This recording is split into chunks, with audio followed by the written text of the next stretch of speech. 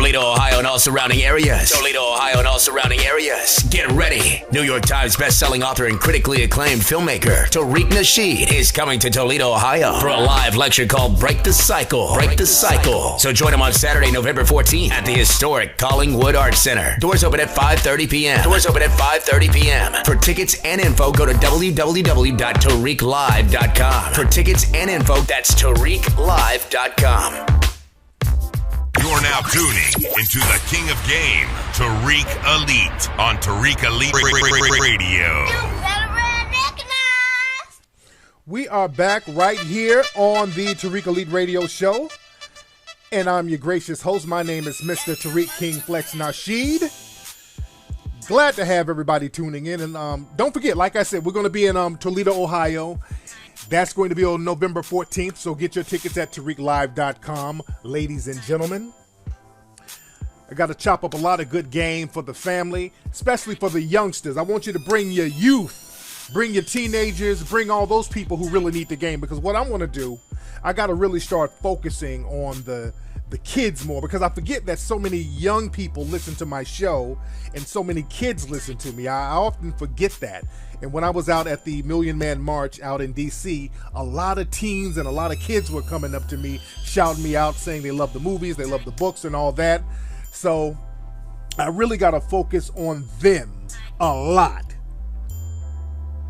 Because, see, when it comes to the system of racism, the white supremacists, they focus on children. If you notice, children in the dominant society, they're well-versed on how to promote and maintain white supremacy at a very young age. Do not get it twisted. So we need to start teaching our children, our melanoid and melanese and melano children, melanoid empowerment at a very early age. So what I want to do, I got a sale. I got a 2-day sale that I'm doing with the clothing line for the kids. This is for the kids. 2 days. 2 days only. And y'all better hurry up and get on this, because, again, this is a 2-day sale that I'm having, because I know school is popping and it's getting cold in some of these cities. So I want you to get some of the Tariq Elite jackets for the youth, for the kids. And we got them half off right now for 2 days only. We got the jackets for kids, the small jackets, half off, and the smaller shoes, the Flex Step boots, we got them half off for 2 days only. You can go to TariqRadio.com, all right? Go to the top of the page at TariqRadio.com, and there's a little button that says 2-day jacket sale, all right? You click that button at TariqRadio.com. You got today and tomorrow to do it, and you're going to get the jackets, the leather jackets. They're going to be 50% off. And the Flex Step boots, the smaller sizes, are going to be 50% off, and you better get on that now. Get on that right now, because that sale is for 2 days. But I digress, ladies and gentlemen. A lot of stuff going on. Let me see. The phone lines are lit up right now. Let me see some of the family who's calling up right now. What's up? Who's calling? Hey, this is Rashad from Indianapolis. How you doing, Tariq? Hey, Rashad. How you doing, family? I'm doing pretty good, man. I don't want to take up too much of your time. First of all, I want to thank you for everything you're doing. I just had 2 questions. One question was, what do you think about Bernie Sanders? What do you think about his whole stance? I mean, is he legit, or what's going on there? Well, the thing is, with Bernie as well as Hillary, they're not talking about anything specific that they're going to do for the black community. You dig? They talk in these little code words, and you know, they'll pal around with some of these so-called Black Lives Matter people, which is a damn joke. The Black Lives Matter people are people that's been selected by the white supremacists. I've been telling y'all this forever. So I see the media, they're pumping up all of these little meetings that they keep talking about they're having with Black Lives Matter, as if Black Lives Matter represents black people collectively. They don't. Black society really don't even know who some of these people are for the most part. So we got to stop letting them run that Jedi mind trick on us and just make them get down to the nitty gritty and stop all the games and the deception and say, hey, look, What are you going to do for black people? I don't give a fuck about you having a meeting with some Black Lives Matter person who's selected by one of your other white supremacist people anyway. What are you specifically going to do for black people, not minorities, not people of color, not these little code words that means any and everybody? What are they going to specifically do for black folks? And we got to hit them up, and we got to start asking these questions hard. So don't let them come around and start doing the nay-nay and doing the Dougie and doing the Cabbage Patch and going to the black churches, singing Amazing Grace and all that. That's not going to work anymore. We got real issues that's very unique to black society, and Bernie and Hillary and these people, they're not addressing it. You did, and my thing is, we shouldn't vote for any of them if they're not going to address our issues. Let's stop that shit. We're going to have to start voting independent. You dig? That sounds good to me. Now, the second question, I'm sure you heard about BET and the awards and how we should boycott it because they didn't show the Million Man March. Dr. Boyd Watkins, he went in on them a little bit about, how they're kind of promoting the whole genocide in our community in reference to the musicians that they promote. What do you think about that and what he has said, basically? Yeah, I think there might be some cadence to that. But what we have to do, we have to create alternative media, and we have to not only create alternative media to that, we're going to have to promote it financially, and that's the thing. And a lot of I'm not talking about Dr. Boyce, by the way, but a lot of black people will say, well, we need other media. We need more positive images. But when you get the goddamn images, motherfuckers want to bootleg them. And that's the problem. They want the shit for free, and then you don't create a system where you can monetize and maintain a system of your own media. So you can't have it both ways. See, black folks got this little catch-22 shit that we want to jump and hop around, but you can't have it both ways. You can't holler out, we want Hidden Colors for free, we want movies like 7 a.m. for free, all that, and then say, okay, well, how come we getting all these negative images? Because people buy and support those negative images monetarily. You dig? That's right. That's right. I understand that. Yes, indeed. Thank you for the call, brother. Look, let me talk to black folks today. Let me talk to my melanoid audience. We got to stop with the catch-22 bullshit. With the selective outrage bullshit. Because I've noticed, and I went to the Million Man March this week and had a great time. I vibed and networked with a lot of people. And I've been seeing memes all around the internet talking about, well, the Million Man March was pointless. Look at all the money they spent with white companies. And there's several memes of people breaking the money down. There's 1 million black people. That's $25 million for the hotel, $30 million for the transportation, another $40 million for restaurants, and all of these are non-black. And so people are complaining about all the money that was spent in D.C. this weekend for the Million Man March. And my question to you is, how much money are you spending now with non-black people in your city right now? Let's cut the bullshit. Because right now, as we speak now, the same people complaining, you're spending that same amount of money in whatever city you are in right now with non-black businesses. Let's keep that shit 100. Let's not get selective about spending money in DC and all that. Everywhere you go, you're spending money with people in the dominant society. Let's cut that bullshit game out. All right? It's selective outrage. It's really a way to kind of, because, if Farrakhan gets the credit for kind of bringing a lot of people together, so it's almost a low-key slight at Minister Farrakhan. And that's the thing with us, too. We don't want to see another black person get shine, so we got to find some kind of selective fault with that black person getting shine. But you're spending money in the dominant white society right now, whatever city you in. Tell me a city you're in that you're not doing that.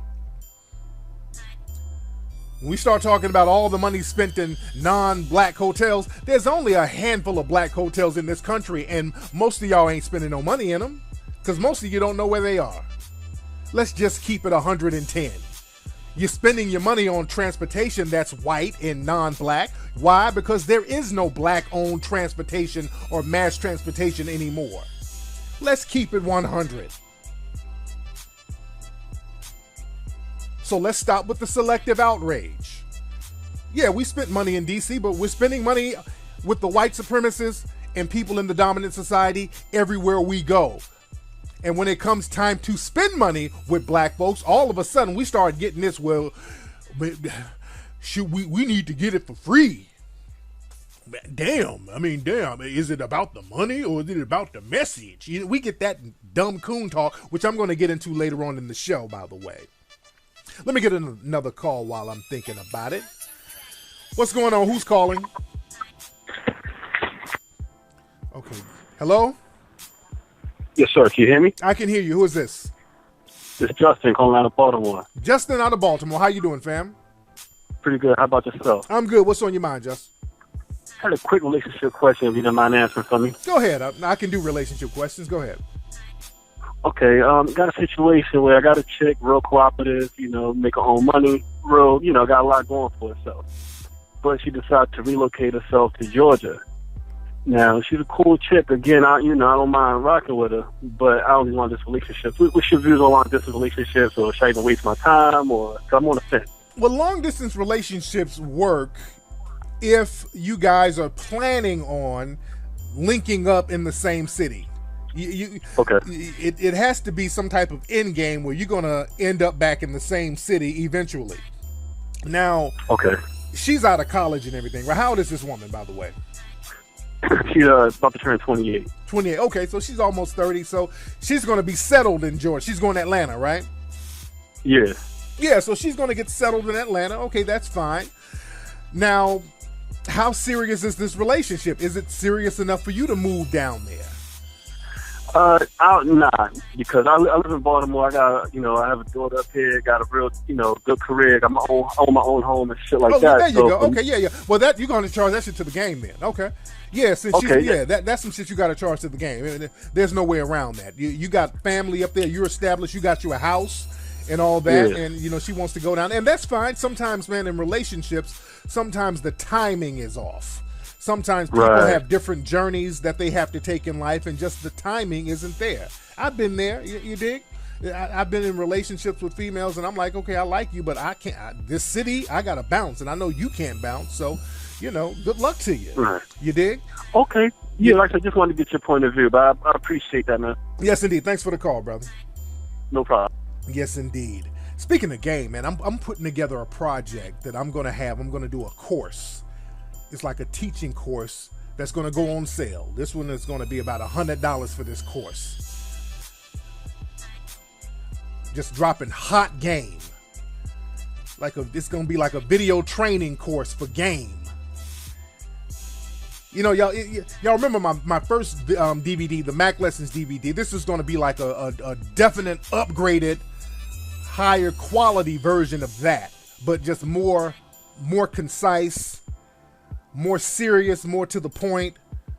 That's going to be coming soon, because a lot of people still ask about the relationship stuff, and I still want to do the relationship stuff. There's just so much shit going on in our society that we can't ignore. But I'm going to put together a project where it's just all about straight up game.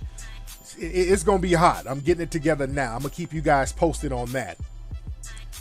You dig? Let me get another call here. A lot of folks are calling, and I do want to get into some ism. What's going on? Who's calling? Yeah, this is Dave, calling from Detroit, Michigan. What's up, Daz from Detroit? How you doing, fam? Pretty good, man. What's on your mind?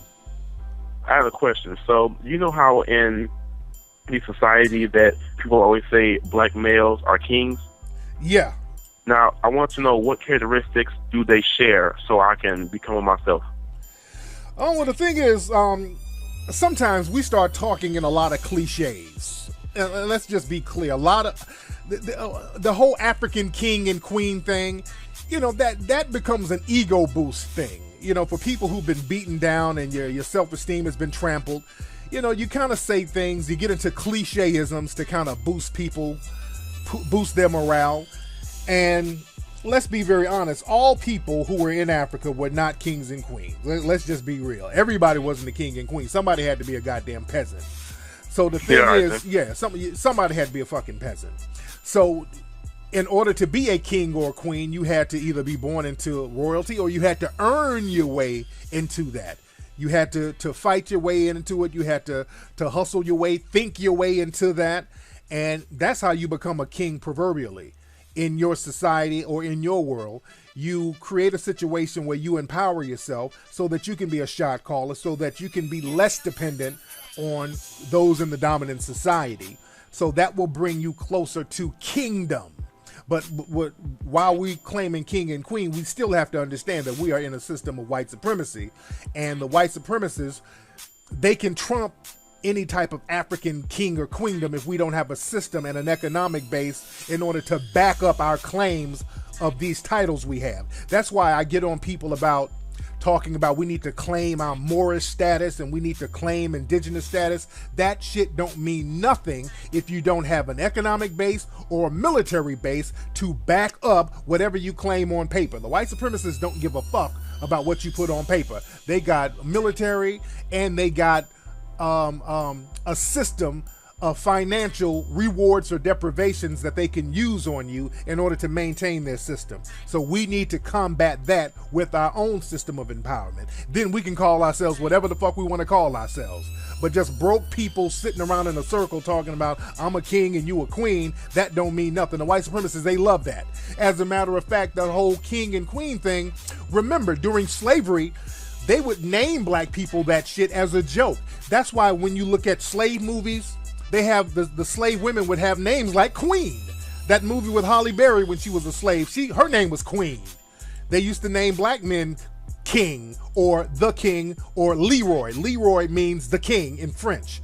That's why the name Leroy has become synonymous with black men.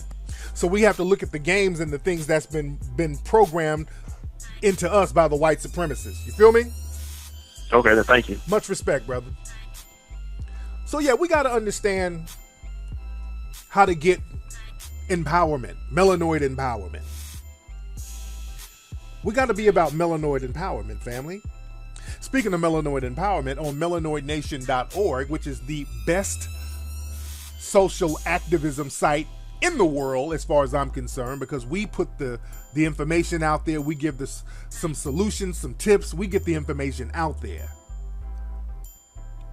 But on melanoidnation.org, and by the way, everybody, y'all need to be making your donations on a regular basis to melanoidnation.org, because again, the holiday season is coming up and we're going to do a lot of things for melanoid people, as we already do. We already give a lot of money. We give thousands of dollars to schools and businesses all around the world.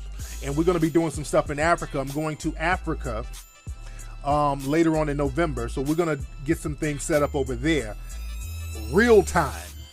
Because a lot of times we sit around and talk about, well, someday we need to go to Africa and we need to link up. We're doing this shit. When I go over to Africa, again, because I've been there many times, but when I go over there now, we're talking melanoid empowerment. We're linking up with brothers and sisters over there, and we're going to start setting it up and getting our Pan-African game cracking. But I digress as far as that. But we ran a couple of stories about something that's going on. The white supremacists, they understand how to refine and maintain the system of white supremacy in a major way. The white supremacists, they are now using phone apps to target black people now. That's the new refinement of white supremacy. There was a situation out there yesterday in Washington, D.C., where a black guy, some white supremacists, some random people just notified the police. I don't know if they called the police on phone or if they used an app. Sound like they used one of these little white supremacist apps. But they notified the police of these two black men who just happened to look suspicious. They were going to the ATM to get some money. Some suspected white supremacist civilians just called the police and said they looked suspicious. Then the police came and just rolled up on the dudes, twisting them up, and one damn near broke one brother's arm, twisting his arm behind his back. He's screaming. And I think they detained or arrested the guys for resisting arrest. And that's the new thing. Black people are out here getting arrested for resisting arrest. That old Jim Crow bullshit. You're just being arrested just for being black. You get arrested for resisting arrest. See, that sounds like a contradiction. It makes no sense, but in a system of white supremacy, it makes sense, because black people, you have no rights. But now these white supremacists are using phone apps in order to share information with each other, in order to Jim Crow and segregate these neighborhoods. So whenever black people show up in some of these neighborhoods, these white supremacists are now connecting with each other anonymously on these apps, and these apps keep a lot of the information private. So now these white supremacists can privately and secretly share information. So when a black person show up, they can notify each other, then notify the police. So basically these apps, like one is called Nextdoor. We ran a couple of stories on that on melanoidnation.org. That's one up in the Bay. They're basically targeting black people. Any black person who's in one of these neighborhoods, you're just walking down the street buying a soda, all of a sudden the cops roll up on you because 20 or 30 white supremacists then put your information in an app anonymously. And the race soldiers are enforcing this stuff. So they'll roll up on you, start questioning you, and in the minute you say, hey, what are you doing? I'm not doing nothing. Oh, you're resisting arrest. So this is why I don't get too much into that police brutality talk. I don't really get into police brutality talk because it's not about police brutality. It's about white supremacy, because I'm looking at all the people who's involved. I'm looking at the race soldier who opposing as cops, and I'm looking at the white supremacists who are calling the cops. But out there in the DC area, there's an app, and also I think it's in New York as well, that a lot of people use. It's called Sketch Factor. It's an app that's used to report so-called sketchy people. And the sketchy people are always usually black, according to the white supremacists. In Washington, there's also another one called Operation Group Me, where they use their apps to connect with other people in their communities and to connect with the police. And basically, according to the story, most of these apps are just the 70 and 80% of the people they're targeting are black people. They use these code words like AA. Hey, I see an AA person who looks suspicious. There's an AA person who's walking into this store. And they use these things. They say that they're making these apps to stop shoplifting and all this stuff. But when a black person walks in the store, they say shit like, we have a suspected shoplifter here. See these little words they use? So black people, you don't know how much your life is in danger on a regular basis. These white supremacists are working behind the scenes, endangering your life on a regular basis, and for the most part you don't even know it until it's too late. See, we're going to have to start looking at all the white supremacists who are involved, just like with our brother little Tamir Rice, who was killed. And again, the law enforcement, they ruled, some of the officials up there in Ohio, they ruled that his killing by the suspected white supremacist cop of the 12-year-old boy Tamir Rice, they ruled that was justified. And they're still trying to get that cop off, because the cop has not had charges brought against him or anything. This cop jumped out of a car, shot Tamir Rice 2 seconds after seeing him because he was outside playing with a toy gun. And what happened was a white supremacist suspect sat up looking at this child play with a toy, and the white supremacist civilian who saw Tamir Rice, he knew it was a child. Let's be very clear. This dude knew that this was a kid playing with a toy. He knew it. He called in and said, hey, there's a guy out here with a gun. He might be a child, but he's out here pointing the gun at people. That dude knew Tamir Rice was a little kid just out there playing by himself with a toy gun. He knew that. But that white supremacist was a race soldier as well. He knew how to call in the other race soldiers. He was a race soldier assistant. Let me say that. We should call them race dispatchers, because they know how to dispatch the race soldiers. So with these apps, again, when white supremacists get together, what they do, they focus on how to maintain and refine and establish white supremacy. That's what they do. They use their apps. See, we get on apps and we start fucking around, joking and bullshitting. Everything the white supremacists get a hold of, they use that to maintain the system of white supremacy. So what we need to do, black folks, melanoid folks, since these white supremacists are using their apps to profile us unjustly, to race dispatch the race soldiers on us, y'all need to download all of these apps yourself. Download. There's another one they got called Ghetto Tracker. Look at the code words that they use.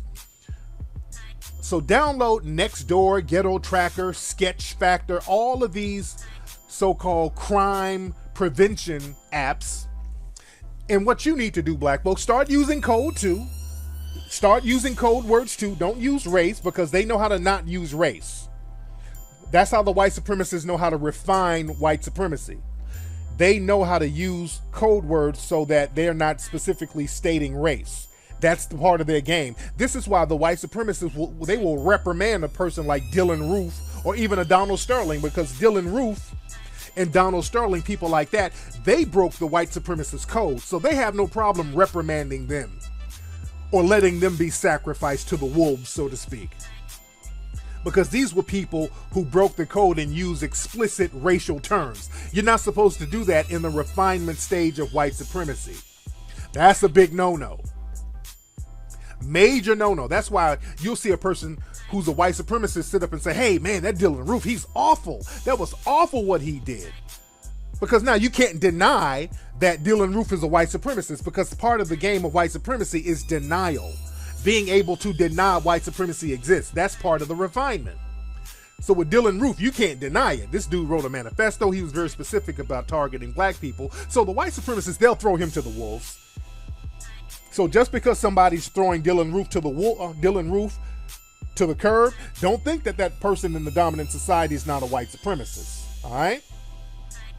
But part of the refinement stage is denial and using code words. So this is what you do, melanoid people. Download all those apps that these white supremacists are using. And what you do, you start reporting suspected white supremacists on those apps too. You need to start supporting or reporting suspected white supremacists on these apps. So when you see some suspected white supremacist dude walking around, what you need to do is get on that app anonymously like they do and say, hey, I see a suspected child molester walking around here. He's in some gray pants and a shirt. He has blonde hair, blue eyes. He's walking around. I'm scared. He might be a child molester. Somebody come get him. Got it? If you see a suspected white supremacist female walking around, get on your app and say, hey, look, I see a suspected meth user. I'm scared. She might be on the pipe. She might be on meth. I'm scared. She's on the corner of Avalon and 3rd.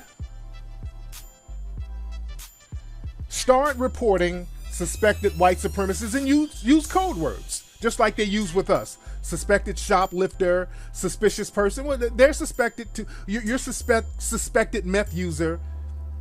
You're suspected pedophile.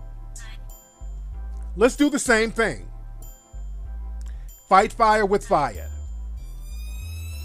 But I digress. Let me see who else is on the phone here. Let me get a couple of calls because some other stuff I want to talk about. What's up? Who's calling? Don't worry about it, brother. I'm calling to return these weak-ass boots that you sold me online that ripped when I tried to run in the summertime. Okay. No, I'm just fucking with you, brother. I know you were. There you go. I know you were. Nigga, y'all been that y'all did the same corny shit on the last show. Y'all got to come up with new shit. No. Get out of here, you damn nigga. All right, come up with new shit. Somebody else did that same lame bit a couple of weeks ago. Y'all at least be original with your shit. Get out of here, nigga. All right, let me get another call in. All right, what's up? Who's calling? Hey, this Tariq. This is Tariq. Who is this? Hey, Tariq. This Quan from Buffalo, New York, by way of Harlem. Hey, man, what's on your mind, Quan? How you doing, big dog? Yo, man. Man, Quan, get to the point. All right, Quan, you got to get to the point. Good, man. You're not calling your grandma at the nursing Quan, you're not calling your grandma at a nursing home, nigga. Goddamn. You got to get to the point, Quan. I'm sorry, big dog. I'm a little off. I got completely thrown off. I'm sorry, but look, big shout out to you, big homie. Listen. Right now, I'm just calling up real fast, and I just wanted to show my appreciation, sorry. Oh my God, I'm really thrown off. I can't believe I'm really even talking to you. I was just listening to you. All right, brother. All right, send me an email, brother. Okay, man, you're gonna slow the show down. You're gonna slow it down, brother. Just send me an email, Quan. Yeah, I get it together, man. I respect it. I get it. Sometimes people get overwhelmed. You dig? I understand that. People get overwhelmed. I get it. I get it. All right. Now let's get into some game. Let's get into some game. All right. Today's topic is about people in black society who enable dusty behavior. We're talking about dusty behavior enablers within black society. All right? Because that's a problem. Now, when I was at the Million Man March this weekend, and I had a good time, I had a great time, and I talked about this on my Sunday's Ustream show. At the Million Man March, I went outside of the Washington, the White House area, outside of the Capitol Hill area.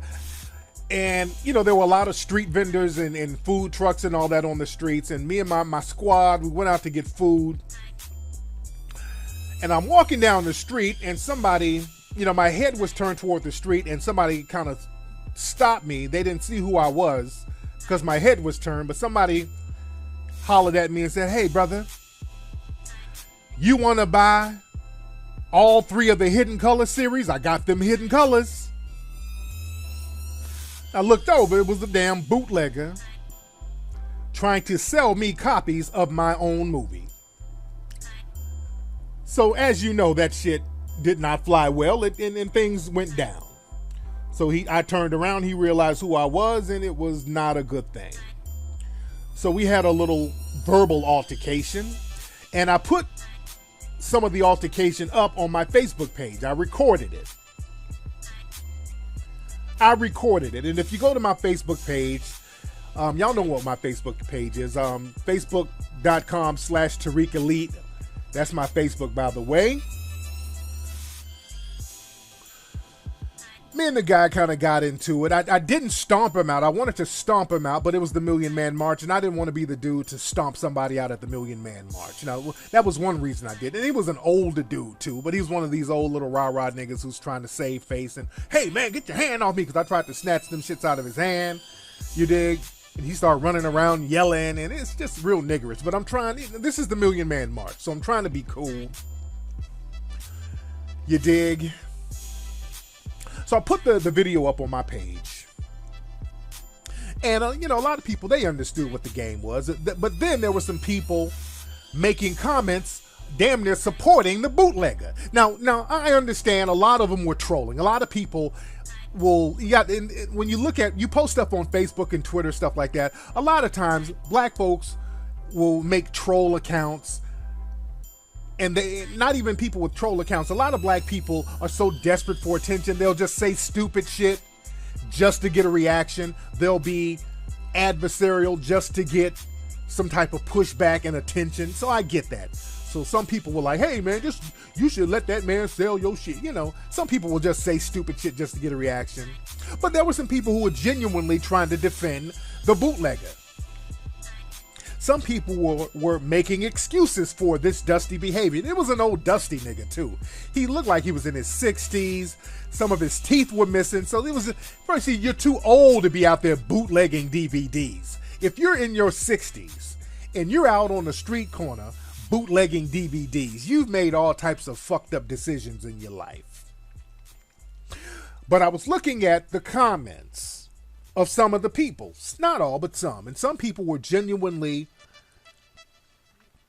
sympathetic towards the dusty bootlegger. They were saying stuff like, "Come on, Tariq, man, you got money. That man just trying to eat. You shouldn't have went in on him like that. Man, you shouldn't have went in on dude like that. He probably got a family. Man, Tariq, the bootleggers, man, he's just spreading the knowledge, man."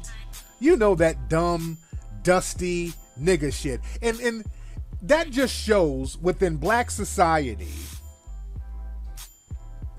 there's too many people within black society who like to coddle dusty behavior. There's too many people in black society who make excuses for dusty, backwards, retrogressive behavior.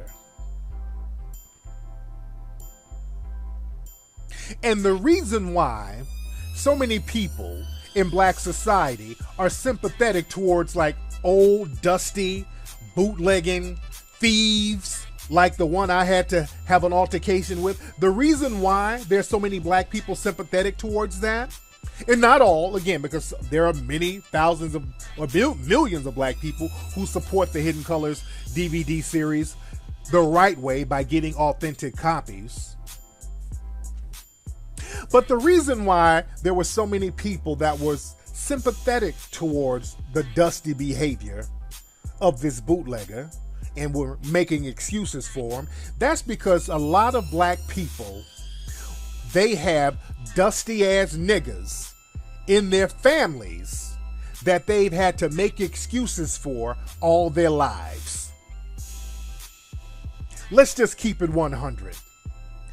A lot of people who were sympathetic towards the dusty bootlegger, they got a nigga like that in their family. They got an uncle like that. They got a dusty Uncle Jimmy who's been dusty all of his fucking life, that they've had to make excuses for. Oh man, just leave Uncle Jimmy's just Uncle Jimmy. He's gonna be who he is.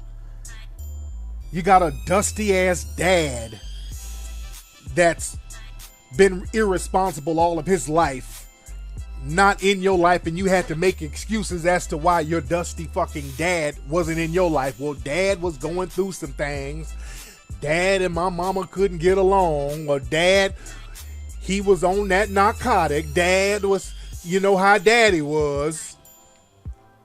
We've been making excuses for dusty ass niggas and dusty ass women too for way too long. So we make so many excuses for them, we end up enabling them. We become a crutch for that dusty shit. For dusty Uncle Jimmy. For dusty Cousin Sam. Oh, Cousin Sam, he's in and out of jail again. You know, he's going through some things. You know, he's back on that stuff. You know, but we praying for him, no. Nana gonna take him to church now. You know, we make excuses because, again, we understand the system of white supremacy, so it's natural to want to protect certain people in the family, but we got this thing where we go beyond protecting and we enable this dusty-ass behavior, and you're sympathetic towards it because you got this shit in your family. That's some shit that we're going to have to get rid of. We're going to have to stop enabling dusty-ass niggas, enabling hood rats, enabling bummishness, and then trying to reprimand progress. See, anytime a lot of us in black society starts to get progressive and do something that's going to move us forward to empowerment, you got the dusty nigga enablers kind of salting that up. Hey man, why don't you give all your shit out for free? Man, we ain't got money like that. Well, how you get those J's? Well, that's beyond the point. But we ain't got money like that to buy shit that's educational. What about that weave? But it ain't about the weave. It's about the knowledge. You know, you dig what I'm saying? That dusty nigga enabling shit that we got going on. Because that dusty nigga shit, when you enable dustiness, a part of you becomes dusty too. When you enable dustiness, a part of you becomes dusty too. We got to stop letting that dusty shit affect us, because that dustiness will rub off on you. Look at the situation with Lamar Odom. Now, Lamar Odom, right now, this dude is damn near on his deathbed. For those who don't know, Lamar Odom, the former basketball player for the Lakers, Lamar Odom, as we know, if you looked at the show, he was married to Khloe Kardashian. Lamar Odom, his father had a major drug problem. His dad was a crackhead. And Lamar I would watch the show back in the day when he was on the show with Khloe, and Lamar would make excuses after excuses for his crackhead dad. Eventually, Lamar Odom got on the pipe. He started getting dusty and drugged out. And now they found him up in Nevada, up in a brothel, unconscious. man, you hit the lottery becoming a successful athlete, but now you regress back into some dusty shit because that's where he came from, dustiness. And sitting up enabling dustiness, you make it seem like dustiness and bummishness is okay. It ain't okay. If you got a dusty, bummy fucking relative, stop making excuses for that motherfucker because you're making it seem like it's okay. It ain't okay to be dusty. Because then that shit rub off on you. You start acting dusty and non-progressive, and then you get on the goddamn pipe.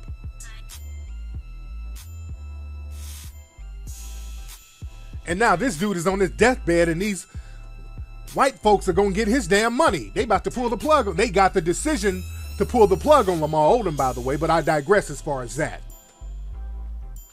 But the thing is, see, black people, many black people, and I'm not talking about all black people, by the way, but just many. I'm not even talking about most, but there's too many black people in black society. They've learned how to reward dustiness as a defense mechanism, because if you live in a system where you're deprived of resources for so long, you live in a system where you're deprived based on race. The white supremacists, and I always put it back on them, they create a situation where you're deprived based on race. So you learn how to try to cope with being deprived. So what we do, we'll turn deprivation into a badge of honor. We'll say, well, hell, okay, I'm in the projects, but hell, being in the projects is cool. I'm from this hood, and being from this hood is the shit. My hood is more gangster than your hood. We get into that shit as a defense mechanism. And then we start getting into that hit a lick mentality where you've been deprived so long, so any black person who figures out how to hit a lick or get over or think they get over on the system that's oppressing them, that's rewarded. But here's the catch though, that hit a lick mentality where you get over on the system of white supremacy, they've set themselves up where dusty niggas can barely get over on them. You can't really get over on people in the dominant white society because they set the system up to prevent and protect themselves from dusty niggas. This is why they got all those apps. This is why the white supremacists, the minute that a black person shows up, even if you're not dusty, they're talking about how suspicious you look and you might be a thug or whatever. So they attack you the minute you show up in their society. So they have a protection mechanism that will alleviate any threat of dustiness attacking them. So now when you have dusty niggas, who are they going to attack now? Who are they going to hit a lick on now? They're going to hit a lick or try to attack people within black society who have limited resources. You dig? So this is why people will reward a motherfucker bootlegging. It ain't about the knowledge. So when somebody's bootlegging a movie like Hidden Colors or any other black product, like they used to bootleg Tyler Perry's movies too, and he had to complain about that because he was like, hey man, this shit is, I'm taking a hit for this. Y'all can't bootleg the movies like that. I need you to support these movies. And when black folks have all these excuses like, oh man, you got money. Man, it's about the knowledge. It ain't about the knowledge. They can give less than a fuck about the knowledge because the knowledge is about economic empowerment. So if it's about the knowledge, you wouldn't want a bootleg then. The knowledge and the information is about economic empowerment.